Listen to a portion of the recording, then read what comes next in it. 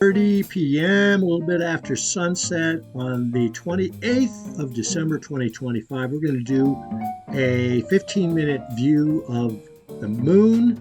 Looks pretty sharp to me. Let's see what our magnification is. We're at, this would be 150x. So that's a pretty decent view, but it doesn't quite capture a little bit of spillage outside the field of view. Let me go ahead and center it up. Yeah, that's not bad at all. Okay. All right, we're going to, you know the roll. We're going to go through a cycle. I'm going to have to drop down magnification a little bit. We're going to go through a 15-minute cycle and see if anything appears in front of the moon, but the view is so sharp. You may just like looking at the moon just for the moon. All right, we're 50 seconds in. I'm going to disappear for about the next 15 minutes, come back, and then we will finish up this view. I have to point out the skies have high thin clouds. There's something rolling in from the north. I may not be able to do any deep sky astro tonight. However, maybe I will take the time to once again label the different parts of the moon so we can build up a knowledge base of moonography. Pushing it back just a little bit more. Obviously, the moon does not move sidereally, which means it will tend to drift across the field of view. See you in another 13 minutes plus.